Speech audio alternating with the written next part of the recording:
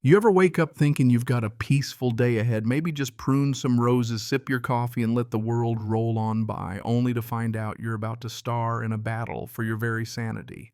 All thanks to a mother-son duo who think no is just a suggestion. Yeah, that was me. I should have known from the second I answered that call, roses in one hand, phone in the other, that it was going to be a circus, not a simple inquiry. Right off the bat, this woman's voice hits me like a siren dripping with that brand of condescension you only hear from folks who name their country clubs after dead presidents. Yes, I'm calling about your little cottage. She stretched little out like she was talking about a pile of dog poop. Her pitch.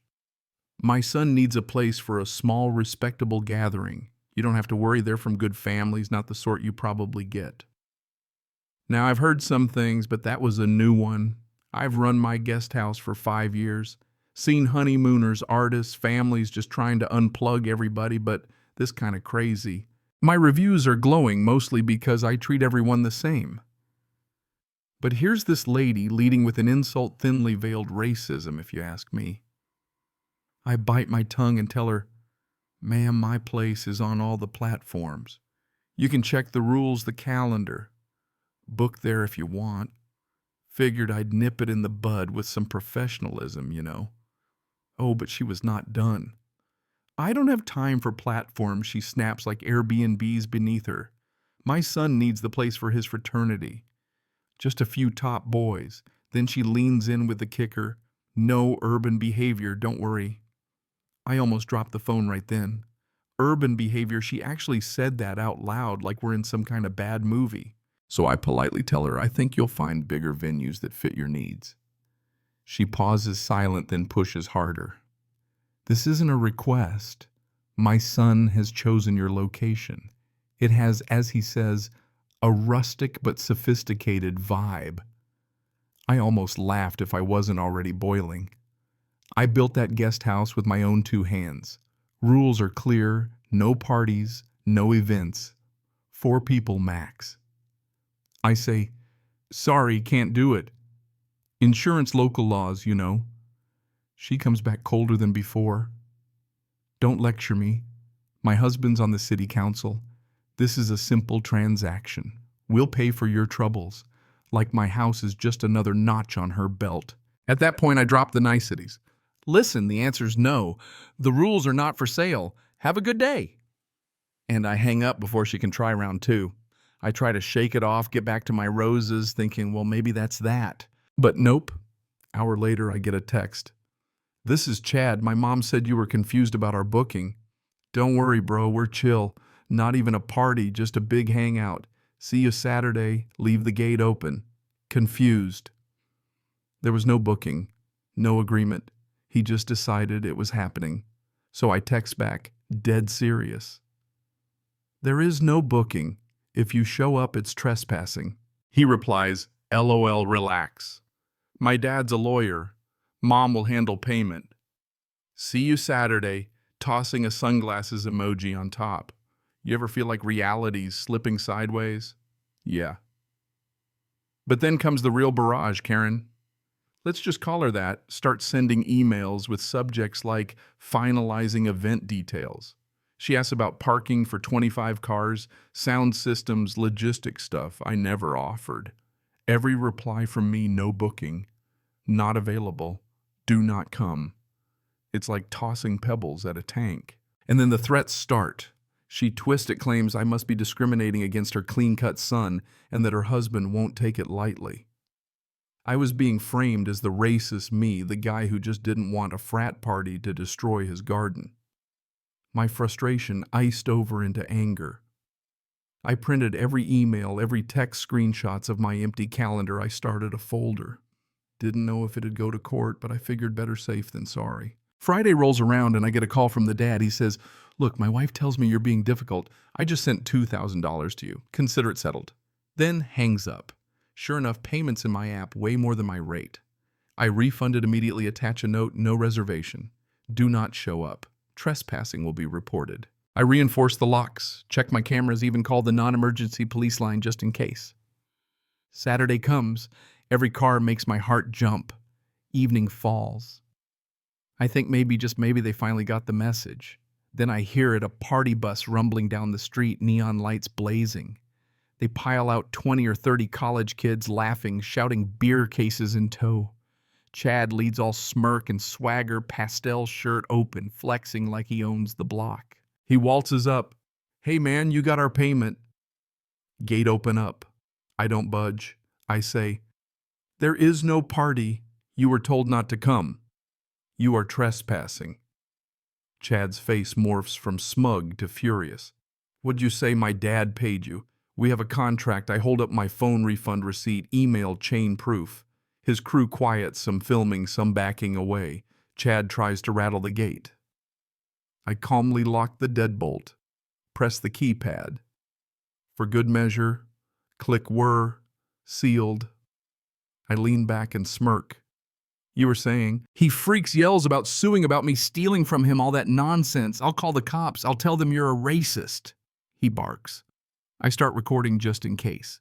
He calls 911, spins a wild story about hostage situations and robbery, completely bonkers. The police arrive. Chad tries his routine, but I've got a folder of evidence. Every text, every email, payment, refund, even the video of him losing it.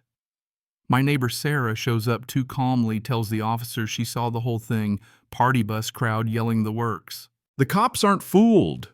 They lay it out for Chad, trespassing, false police report, the whole 9 yards. They ask if I want to press charges. For a second, I think about dragging these people through court, but I just want my peace. No charges, I say. Just want them gone for good. Chad and his friends get back on the bus, tail between their legs. The cops tell me I did nothing wrong and my street goes quiet again. Sarah sticks around, we laugh, we decompress, but as we're heading in, a black luxury sedan peels away down the block. I know Karen was watching.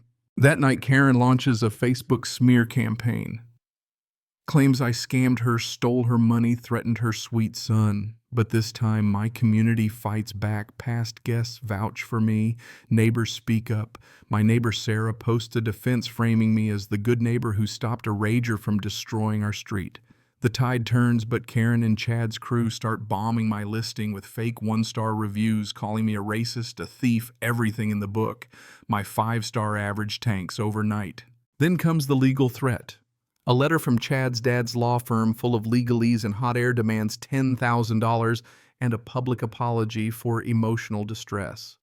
Says they'll sue and ruin my business license. I nearly buckle under the pressure, but I'm not about to roll over. I call my cousin Mike, a retired investigative journalist. He starts digging. Meanwhile, my own lawyer looks over the letter and laughs. They've got nothing. Mike calls back with gold. Chad's been on academic probation for hazing. Karen's an HOA tyrant. The dad's firm works for a real estate developer trying to buy up our block. Suddenly, it's clear the party, the legal threats, the reviews, they're all tactics to push me out so the developer can build condos. My lawyer drafts a letter dismantling every claim, pointing out the developer connection, threatening a countersuit for harassment and defamation, and as a final touch, a complaint to the state bar. We send it by courier. The 48-hour deadline passes, and nothing. Silence. My 5-star reviews start to come back, fake ones disappear. Karen posts a public apology, gritted teeth and all. Then the developer pulls out of the neighborhood deal, citing community opposition. My neighbors have my back, and I become a local hero. You'd think that'd be the end, right? But entitlement doesn't quit easy. 6 months later, I get a cease and desist from the city anonymous complaint zoning code technicality. My guest house, my livelihood shut down pending a public hearing. It's textbook when brute force fails, weaponize bureaucracy. But this time, my community is ready. I post in our Facebook group. Support pours in. Turns out this isn't their first rodeo. Another neighbor lost their woodworking business the same way, then sold out to that same developer. It's all connected.